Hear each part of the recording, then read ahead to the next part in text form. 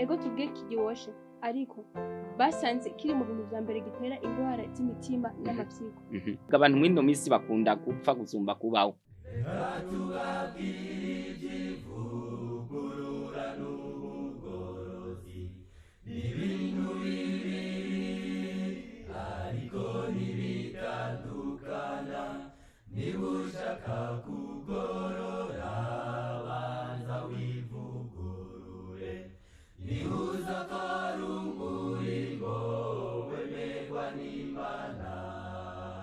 Turabahaye ikaze tubashimira ko mwama mudukurikirana muri bino biganiro tubashikiriza.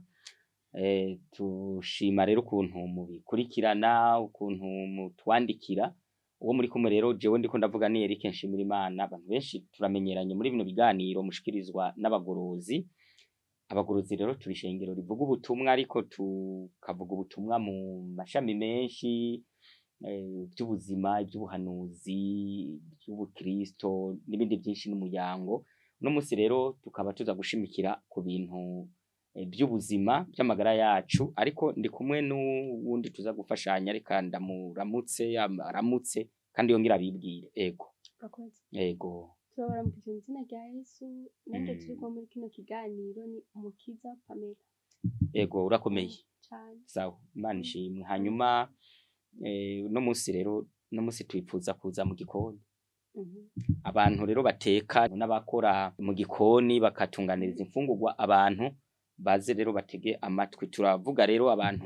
b'igitsina gore baje mu gikoni cyane, ariko rero n'abagabo bakwiye kumenya guteka. Ubu hari n'abenshi babagabo bateka sawa. Rero tugero kuganira ibintu vya nutrition ariko byo mu gikoni. Abantu benshi ibintu byo mu gikoni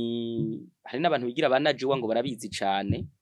ariko hajya kumenya no gukurikirana nibyo byiza. Hano rero mu gitabo c'imigani igice 8 umurongo wa 33 handitse ngo mwumvirize inyigisho muco ubwenge kandi ntimuze muzanye. Kwiga rero no kumviriza uco ubwenge, inyigisho hajya zirahanura, zirubaka, zirashaka gukura umuntu mu butamenya. Uno munsi rero tuganira iki mu gikoni? Uno munsi tuganira ibirungo. Ibirungo. Uno munsi ikigo cyo kivuga ibirungo vyiza byo gukoresha mu gikoni. Sawa. Hariho rero muri iyo ngingo rero irakomeye cyane kuko ibintu by'ibirungo abantu barabikunda gutyo na gutyo, ugasanga rero kandi ubu hari ibirungo byinshi. Hari ibirungo byinshi usanga mu ncamake abantu nyene babikoresha kandi bikoreshwa n'amahinguriro bikora ku isi ni menshi. Sawa, ibirungo mu ncamake tutarasoma kino gitabo kuko ibintu twifuza kuba yagira ko tubisoma mu gitabo citwa Guide des aliments ni volume ya mbere, ni gitabo c'umudokiteri yitwa George Pampona Roger. Ni gitabo ro cigisha ibintu byo guteka. Hano ro harimo chapitre yitwa Les condiments et les épices. Undi bazurayibona ahantu y'amajenjembre na za kaneli n'amapiripiri na za crudo girofle n'ibindi byinshi. Iyo chapitre ya 15 irimo rero ibintu twifuza gusangiza abantu n'abandi biga nutrition, bamwe biga guteka, bamwe bashaka kumenya ingene bateka. Uno munsi rero twashatse kubabwira ibintu dukwiye kurunga. Haji birungo kubishira mu byo kurya dushize mu buzima busanzwe naho tutarasoma bimazike abantu babikundira iki ibirungo. Mbere ko tuvuga akamaro kabwo reka twanze tuvuga ibirungo n'iki. Kwariyo abantu nk'abagabo cyane beca n'abahungu usanga no mu gikoni batazi ingene hasa. Twanze twabwiye ngo ibirungo n'iki. Ikirungo nico kintu cyose ushira mu ndya swat kugira imote neza, canke kugira iryohe, canke kugira ise neza, ukabishira mu ndya atari kugira ngo ubige biguhaze. Oya, ari mu yombo yonyene. Rero nkuko warumbajije ati none bifise akamaro kahe? Muki gitabo nyene niho babivuze. Bayanse ngo les avantages des condiments. Akamaro k'ibirungo. Cambere baranditse ngo il stimule l'appétit. Ni kuvuga byongereza akayabago. Ica kabiri il augmente les sécrétions digestives. Ni kuvuga yongereza biga bintu byose umubiri urungika canke utanga kugira ngo indya zishobore kunoga neza nkuko bikwiye. Ko indya ziba zikwiye kumera mu mubiri kugira ngo umubiri ushobore kubitwara mu maraso n'ahandi n'ahandi.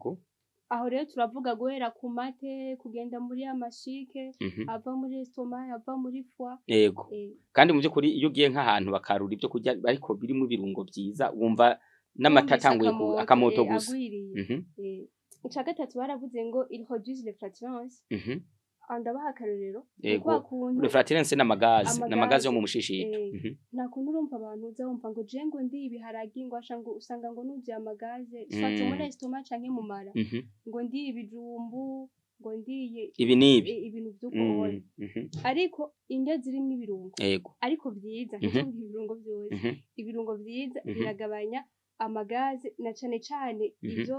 tuza kurabira hamwe ivyo bita les herbes aromatiques kuko si ibirungo byose kuko nka gingembre n'ikirungo clou de girofle n'ikirungo muga nikigabanya amagaze rero ibirungo bita les herbes aromatiques biragabanya amagaze ngo uwanye mbutse ibijumbu bikumerera nabi kugira ngo profite kajya kamara Imana yabishizemo mu kubiteka ashiramwo ama herbes aromatiques turaza kuyabigisha sawa aca gatatu il reduise le besoin de sel bigabanya gushaka umunyu uti kubera iki kubisanzwe kujya kuntu umuntu aba yumva ashaka umunyu mu ndya kumva mu kanwa byose biba byavuye mu bwonko ni kuvuga hypothalamus niyo isocreta nakanyamako ku bwonko agace ku bwonko kaba niko kumva uburyohe bw'ibintu ko gushaka ibintu kugira wumve gushaka ikintu nuko ari hypothalamus babikomanya ni kuvuga kujya gushaka rero umunyu si umunyu kubisanzwe umubiri ubushaka ahubwo ubushaka uburyohe ubundi buryohe rero igihe kuko ibirungo deja vyongereza uburyohe igihe ubwo buryohe wamaze kubuha umubiri hypothalamus nta mpamvu yo kuza kugusaba ubundi buryohe abantu rero benshi batabizi bacavuga ati nyongera umunyu kandi ariko bera ibirungo ari bikeya hano haranditsemwo muri iyo ngingo ngo l'utilisation des condiments permet de réduire la quantité de sel ajouté aux aliments ce qui convient aux hypertendus et à ceux qui souffrent d'un certain degré d'insuffisance cardiaque ou rénale. Urumva ko bikenewe kuba gukoresha ivyo birungo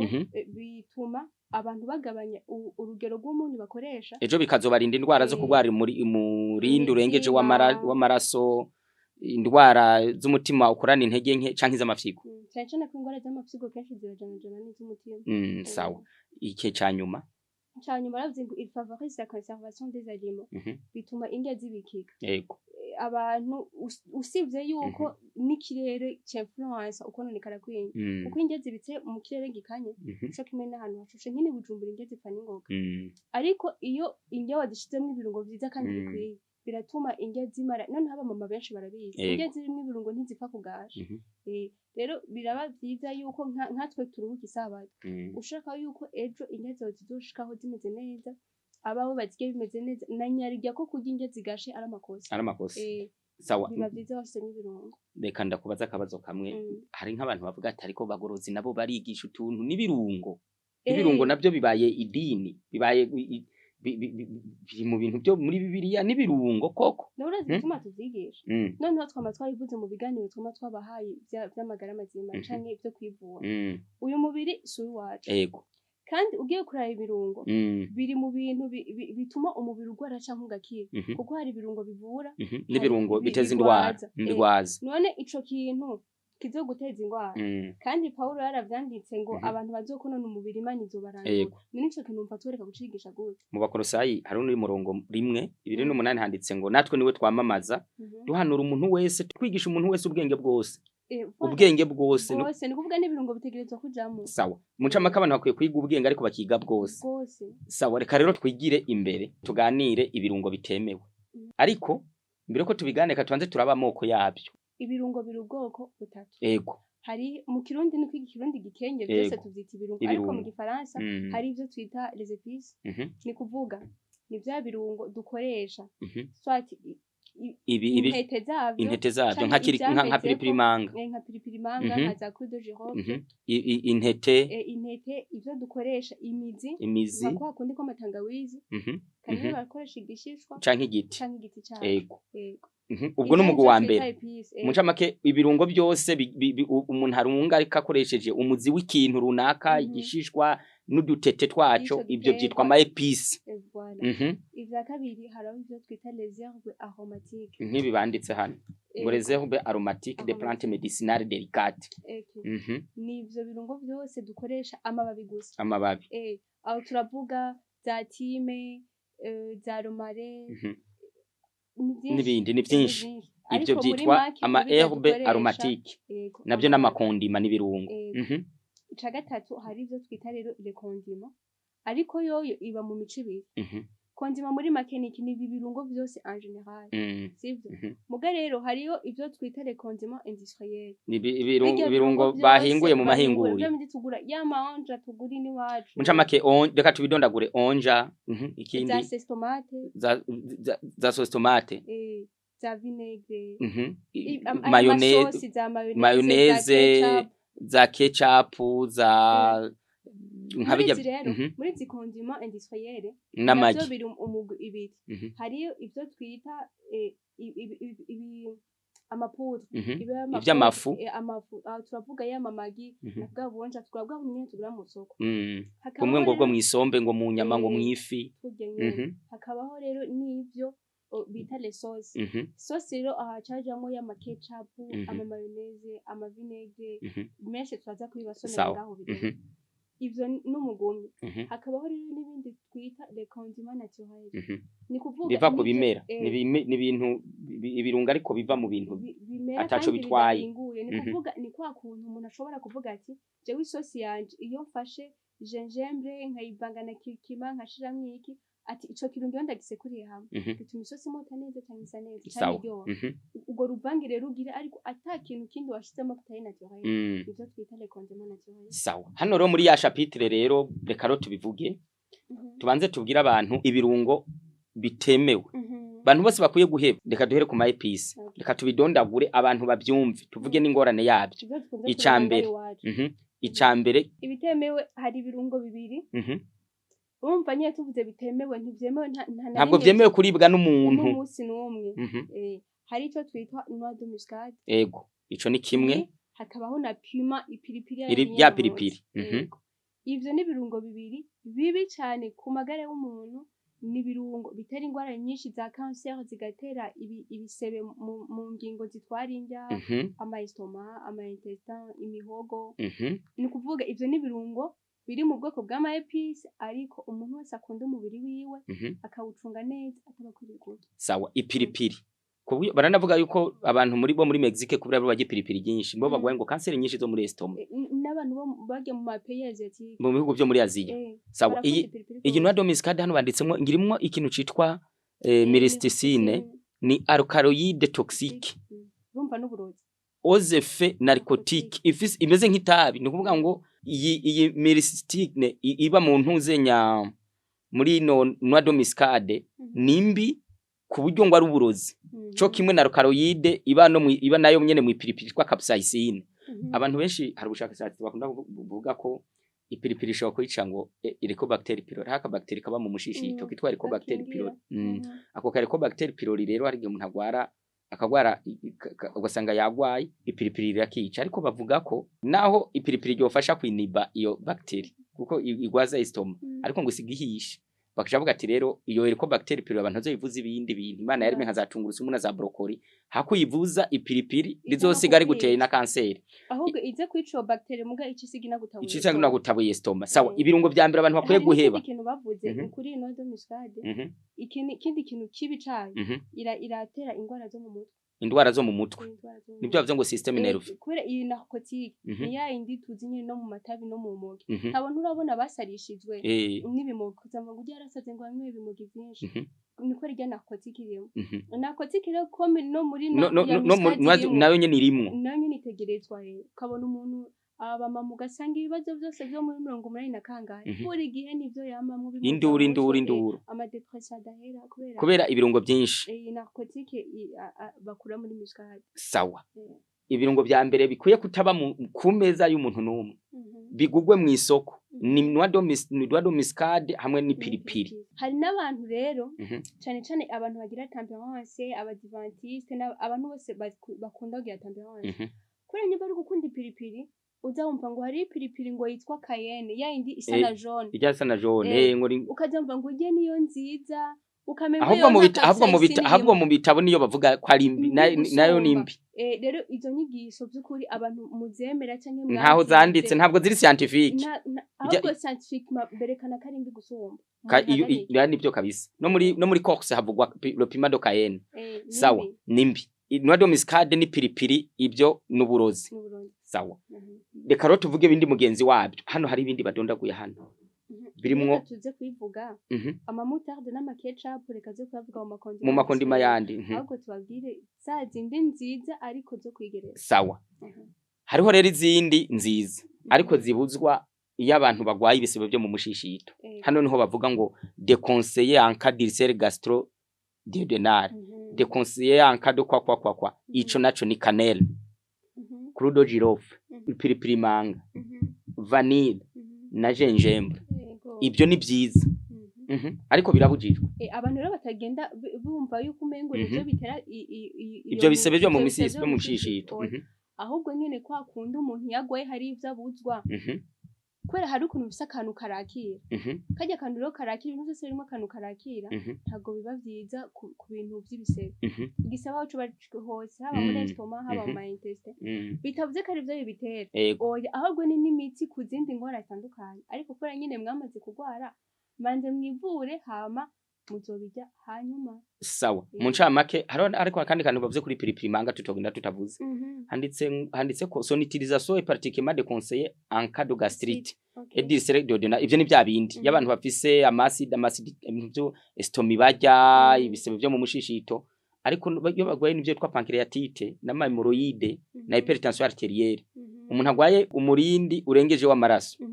ntabwo akwiye kurya pilipili manga ni ufise za hemorrhoïde ntabwo akwiye kwijya ko pilipili manga ituma umutima uduga tukiraho nyene abantu bakunda kugira hypotension babandi bafise umutima utera bukebuke umuhaye pilipili manga canke abasimu bayita mu gifaransa poivre noir canke poivre noir ku muntu afise umutima uri hasi uyimukoreye mu cyayi umutima utusubirara normal utusubirara ariko iyo umuntu agwaye umutima usanzwe ntabwo ayikoresha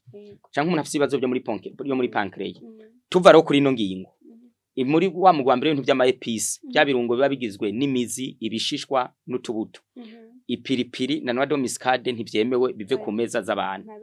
ariko cannelle clou de girofle pilipili manga gingembre na vanille ivyo byose ni byiza biraribwa ariko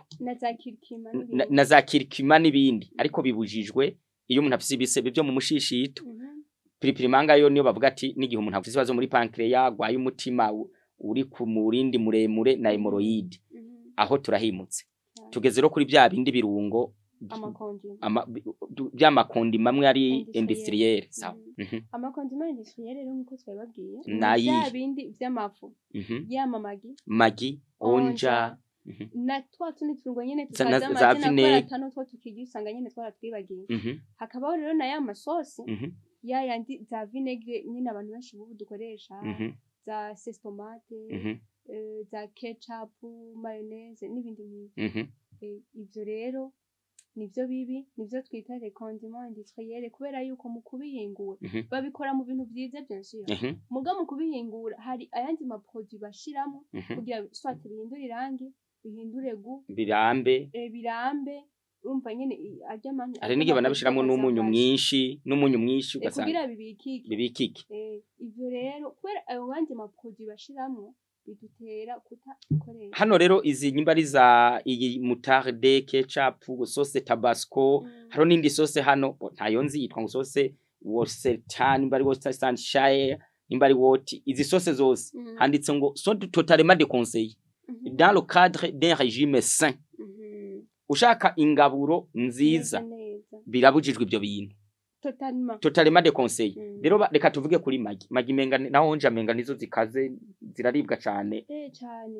ziriya abantu bazirya zizobateza ibibazo magi ni kirungo ca mbere ego tuvuge kigiwoshe ariko basanze kiri mu bintu vya mbere gitera ingwara z'imitima n'amapyiko ikindi naco magi ni nkako navuga gute nka kujya kuri umuntu hari ukuntu wamaze gutangura kuyiga ibyo kurya bitaryoha itarimo ibyo kurya ntivyigira byose ukagira dependance kuri yo kwa kundi nyene umuntu abuze akayere ariko yamenyereye aba yumva wapi umuntu wari umugabo urumoga aba wumva nyene ubuzima bubishe n'abantu rero bamenyereye kurya magi ayibuze urumva itera dependance kuri yo kuri uwo muntu ugashika umuyishaka ko kugumuyishaka guma wiyongereza n'izindi ngwara urumva nyene bari ngorane none abantu bikundira ka mutarde na gafi bazoca kumenga ni ngorane mutarde deja twamaze kuvuga karimbi ubu yari abantu bavuga ati none tuza tuca turunga ikirega abantu mwino misi bakunda gupfa gusumba kubaho kandi rero dufise ingorane abantu benshi umuntu ashaka kubana n'umushefu kwiziniye umushefu kwiziniye afise na ca gishapo cigi la toke n'ama certificat n'ama diplome ariko ugasanga ibintu agaburira abantu arica bagaburira za mutarde yama ketchup ugasanga munca make ibintu abantu ibintu abaha birimo vinegre mu kuyikora bakoresha kijya gishishwa c'indimu kijya gishishwa c'indimu naco kiri riche cyane en fer irimo za potassium reko ari ibintu vy'Imana nyine ari vy'Imana atari vy'abadayimoni ugira akagirira numva tegerezo nyene gusigaramo mugabo ubundi hoho nk'izindi vinegre zo ntabirimo hano bandetse rongo vinegre no contient pas aucun sucre ni aucune vitamine kuvuga vinegre nta sukari nimwe y'akamaro nta na vitamine nimwe hano rero musi no bavuze ngo le vinaigre n'est pas un condiment C même si certains producteurs le présentent comme tel kuvuga vinegre ntago ari ikirungo kizima canke ciza nubwo ababikora benshi bavuga bagihayagiza bavuga ngo ni ciza le jus de citron est préférable umutobe w'indimu ni kuvuga no gukoresha muca make mu kibanza ca vinegre ba bantu b'amatofi nabo buriko baratanga barakora amatofi muri vinegre abantu rero mukora amatofu mugakoresha amavinegre novuga yuko ari ubusirimu bwabafashe ni no kuroga abantu no kwica abantu sivyo sinzi ko twavyita ubusirimu canke gukena je navyo ariko ubundi indimu zirazimbutse gusumba vinegre ariko ubundi ho mwumvirize yuko aya ma acide acetique uba muri ko muyaha abantu Necha zobateza indwara nyinshi. Izindi ndwara umuntu ukagenda kumuha tofu uzingugiye kumuvura ugiye kumuha ubundi bugwayi busumbira. Hariho nabandi bantu bafata ugasanga tofu,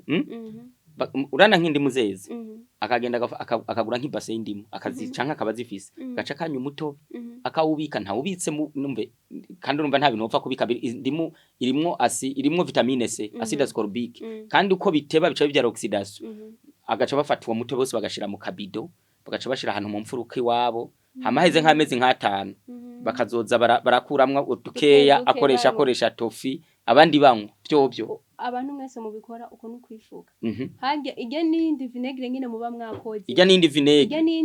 ni nkarisha iretse gusa kubirimwe y'ama produit atuma ijya vinegre igira kajya kamoto muhora mwumva nijya gumwumva ariko ubundi yo ni vinegre niko tutayibasomeye hejuru ngaba ariko ravuga ivya vinegre n'amateka yayo niho bagenda bavuga ukuntu vinegre zakorwa nuko nyene bakanye umutobe hama umutobe bakawutereka ahantu ukagasha muri make vinegre ni yego vinegre niyo mitobe yose bakora mu vyamwa hama bakayirekera ahantu ikifermenta yego igasha ikavamo ico rero twita nyene vinegre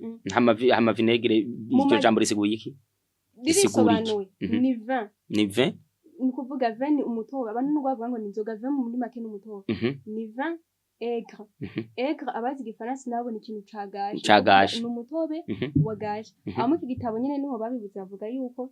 muri make vinegre yatangwe gukorwa muri 1964 mu 1864 bavuga yuko kuva kera amarkore y'ubwoko bwinshi barakoresha mu gukora vinegre ico bakora cyari iki bayatereka ahantu urumva hama nyene urumva uko ushize ikintu ahantu nyene wagifundire kiratinda kikagana iyo ayo markore yagashe nayo yavamo vinegre ariko unye twebwe ikunzwe cyane ni inye bakora mu ndimu mvure rero ibintu biyikozwemo nivyo byambabaje umuntu agafata amafaranga hagigurwa ngahe irazimvye bivana hariyo duto twa 2000 bivana na quantité iyo mvire nko gufata ibihumbi nka 10 ukagenda kugura ingwara hano handitse ngo composition du vinaigre ibigize vinaigre ugambira hamwe acide acétique substance toxique qui ingérée en quantité produit une altération grave de la coagulation du sang appelée coagulation intravasculaire disséminée et en plus une anémie et une insuffisance rénale. Yo mpamvu vyavamo ya 20 aigre twababwira nuhubwa namwe bwe rero iyo ni vinegre muba mukoze ntaco muba munyoye ahubwo muba munyoye uburozi sawa abantu nabyo babihebe vinegre umushaka vinegre nziza nakoresha indimirura koresha indimu ivyo birakwiye sawa aho duhereje rero ibi bintu ushaka gusa ko abantu bavyumva bakavyandika abatetse abirungo rero byiza abantu bavyandike bivuge udondaguye kimwe gusa mwumve ngo nkuko twababwiye mu maepise harabamwe byiza na bibi sivyo no muri amakonji harabamwe byiza na bibi ariko mu herbe aromatique bya birungo twababwira biva mu mababi bya bindi bakoresha amababi gusa nta bibi uramaze kumva aromatike mbi oya ntayibaho hano mbere bimwe je ndiko ndasoma ngo bivura asima za bronchite nivyo birungo vyiza ibindi byongerereza amaberebere n'ibindi byinshi mu mukwiye gukoresha mu ngo zanyu kandi n'ibirungo bimotesha neza bitanateza n'indwara bidondagura hari amafederoreye irakunzwe iwacu za soje romare persile coriandre thime basilic harimo na aneth capre ivyo ni birungo vyiza muba mukwiye gukoresha na cane yuko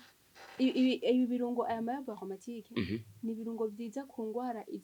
iyi appareil twarenye kuvuga guhera ku menyo gushika aho indya zisohokera ingwara yose zibaho canke abantu bagingi ugasanga digestion imera nabi ni kuvuga biba vyiza cane gose hano hariho nibindi ariko nibi bibabwire nibi nabo nabiviza za nisvere za origan riveshe safran rayfort cumin sarriette aniver izo zose ni nziza abantu bazikoresha munabimenyere ubu mu Burundi twagize imana twaranateye imbere abantu badatembera mu isoko babumva umengiye ibirungo n'ibihari ngo ntabwo bihari muzoje kuri amasoko none na net arahari zirahari aya ma anet irahari anet rero iramutesha neza gusumba na federore muzogende ndabarangire mu soko nkuru hari ya za Sioni mu alimentation akomakomeye biba biriyo biruzuye kandi cyane gose kandi bitanahinguye bimeze neza jambo rya nyuma twabasezereza abantu bo mu gikoni yaba abahungu abakobwa abamama abapapa n'abana nkuko migisha batubwiye ko dukwiye kumva inyigisho kandi tukazumva ntituzanye bivuze ngo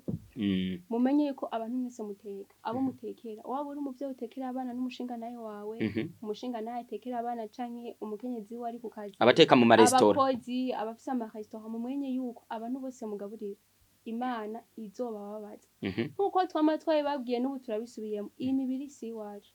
iyi mibiri ni y'Imana ni kuvuga ni wayonona abo bantu bazorimbuka ko bemeye kubirya ariko nawe watumye babirya uzorimbuka gusumba kuko uzokwihogwa wongera uhogwe n'abo bantu bagize iki bononeye umubiri rero ariko ntitwobipfuriza guhanwa kubwo gufungura ahubwo Imana ibahe kuvyumva no kubishira mu ngiro mu izina rya Yesu amen.